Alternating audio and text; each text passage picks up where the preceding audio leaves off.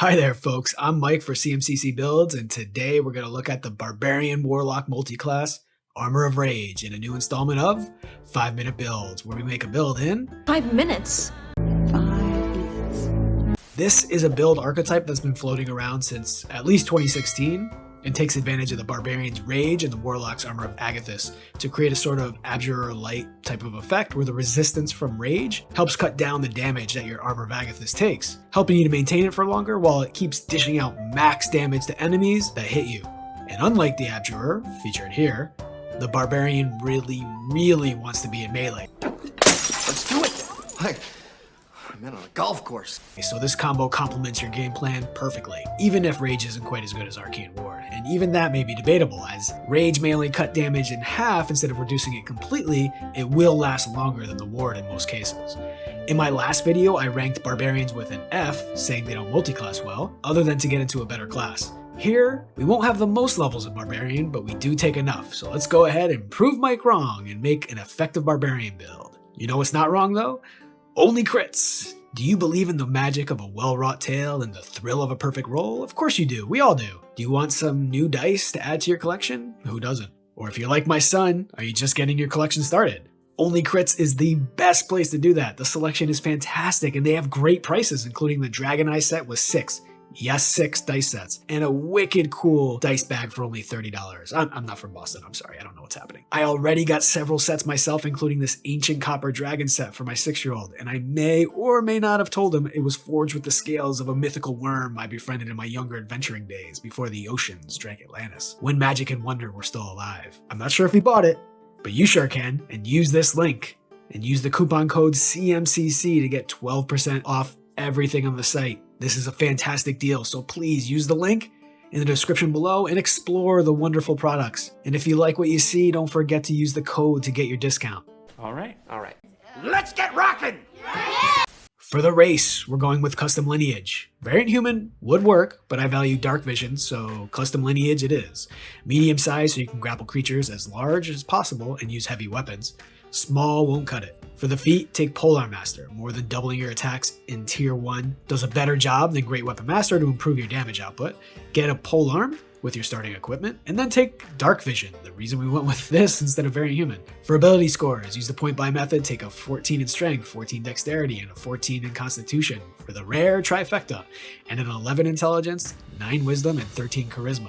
Bump Strength to a 16 with your racial ASI. For your background, take whatever skills and tools you need for your party comp and your character design. With your starting class, go with Barbarian. We need to beeline to extra attack. Rage is incredibly important to the build, but with so few rages, use them wisely. Unarmored defense with a 14 in both Dex and Con is not going to be a thing. So get half plate as soon as you can, and reckless attack is going to be great for you until a bunch of enemies smack you in the head with advantage until your next turn. Fortunately, this build will make them pay for that, eventually. At 3, Barbarians get their Primal Path.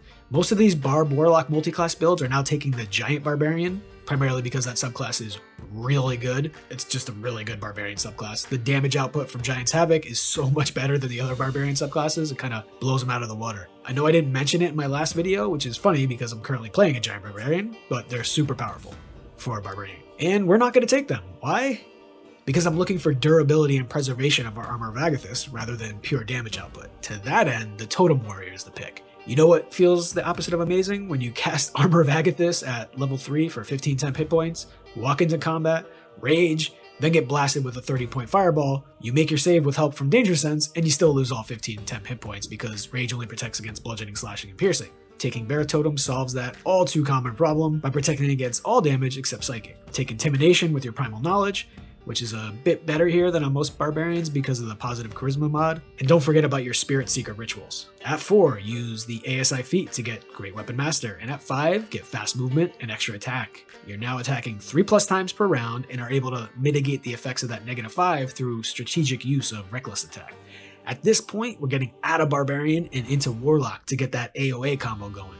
Warlocks choose their Otherworldly Patron at level 1, and we're not going Hexblade! Woohoo! You can keep watching, Hexblade haters. Just kidding, I love you guys. Here, we're going with the Dow Genie. This opens the option to take the Crusher feat if you want. We won't, but it's a totally viable option. Bottled Respite is cool, but Genie's Wrath provides a bit of a damage boost, along with our Rage and Great Weapon Master. More help is on the way in this regard.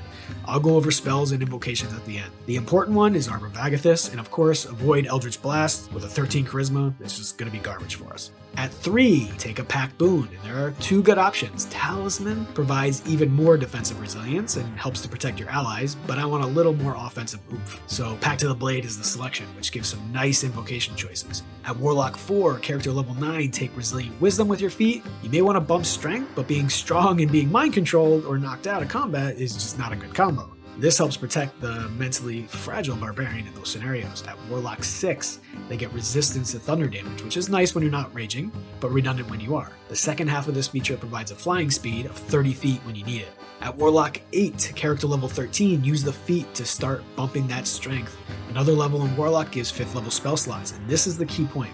Warlocks don't get spell slots any higher than this, meaning Armor Vagathus maxes out here. There's a strong argument to be made to stick with Warlock to get another spell slot, higher level spells, and that level 14 limited wish. But what fun is that? A lot? Okay, sure, yeah. Well, we're still going with another option. We're going to go with Fighter right now. Take defensive fighting style because you don't have a shield, and this, along with Second Wind, helps your survivability. Action Surge gives a minor damage bump, or more likely allows you to cast a spell and attack on the same round. And for the martial archetype, take Rune Knight, which gives Giant's Might, so you can become large and grapple huge creatures. This matters because Dao Warlocks get spike growth, as you'll see in a second.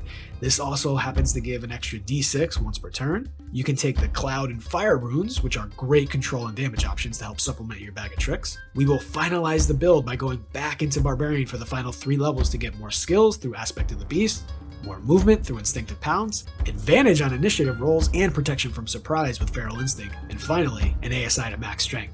That's the build, but let's take a look at those invocations and spells. Devil Sight to go with any darkness shenanigans you may have, or just extended visibility that extends further than most creatures' dark vision for ranged advantage when needed. Improved Pack Weapon because magic polearms aren't the easiest magic weapons to find and a bit of a damage boost. Eldritch Smite for a big Nova boost when needed. With 2 spell slots, use this wisely, like on a crit against a powerful enemy. Tomb of Levistus for more survivability, and Eldritch Mind to help with the con saves on spells when you're not raging, which will be more often than you think if it's a tough campaign. Here are some good options for spells. Choose utility, support, or non-stat dependent spells because 13 in Charisma, man, not great. As you can see, most of the spells below 5 can be upcast to provide some advantage with higher slots. Spike Growth is here primarily to show you the combo I just mentioned. In reality, I'd probably switch it out at higher levels for something like Fire Shield or Shadow of Moil. And that's it. Thanks for watching, everyone. If you liked the video, please like the video. And if you want to support the channel so I can keep doing what I'm doing, check out my Patreon link below. And thank you to Only Crits for sponsoring the video. See you here next time, folks.